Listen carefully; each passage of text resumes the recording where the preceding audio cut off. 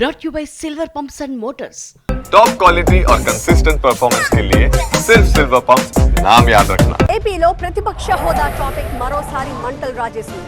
వైసీపీకి ప్రతిపక్ష హోదా ఇచ్చేదే లేదు అంటూ అసెంబ్లీ సాక్షిగా తేల్చేశారు స్పీకర్ అయ్యన్న పాత్రుడు.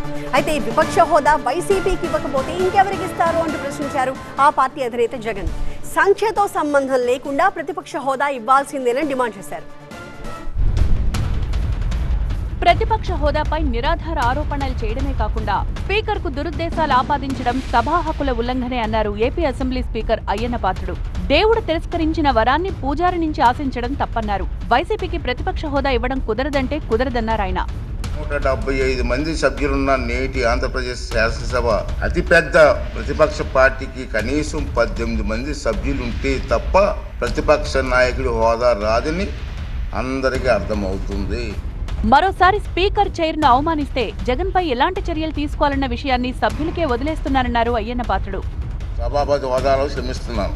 ఈ ధోరణి ఇలాగే కొనసాగితే భవిష్యత్తులో ఎలాంటి చర్యలు తీసుకోవాలనేది ఈ సభలోని సభ్యుల సమిష్టి విజ్ఞతకు వదిలేస్తున్నాను.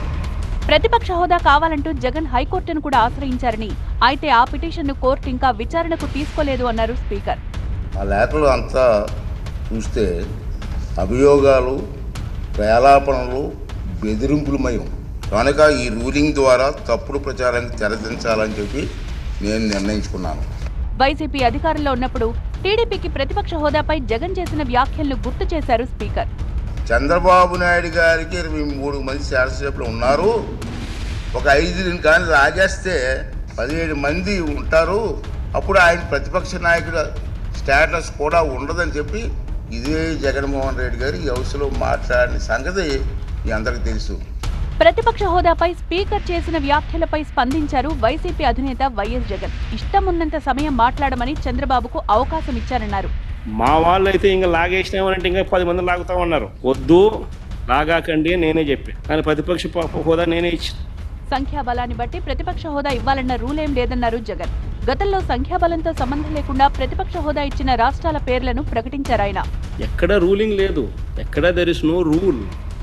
నీకు ఇంతమంది శాసనసభ్యులు నీకు ఉండాలి, ఉంటేనే నీకు ప్రతిపక్ష హోదా ఉంటుంది అని ఎక్కడ రూలింగ్ లేదు. ఇన్ఫ్యాక్ట్ ఢిల్లీ అసెంబ్లీలో బీజేపీకి 3 అసెంబ్లీ స్థానాలు గతంలో బీజేపీకి ప్రతిపక్ష హోదా ఇచ్చింది. ఏపీలో టీడీపీ, జనసేన, బీజేపీ పార్టీలు అధికారంలో ఉన్నాయన్న జగన్ ప్రతిపక్షంలో ఉన్నది ఒక్క వైసీపీనే అన్నారు. విపక్ష హోదా తనకు కాకపోతే ఇంకెవరికి ఇస్తారని ప్రశ్నించారు జగన్. సో న్యాచురలీ ఆ పార్టీకి ఎంతమంది ఎమ్మెల్యేలు ఉండని వాళ్ళకు లీడర్ అనేవాడు ఉంటాడు కదా. సో ఆ లీడర్ని ఏమంటారు? ప్రతిపక్ష నాయకుడనే అంటారు కదా. కూటమి సర్కార్ పసలైన వాదనలు వినిపిస్తోందన్నారు వైఎస్ జగన్. అసెంబ్లీలో ప్రతిపక్ష హోదా కోసం తమ పోరాటం ఆగదన్నారు.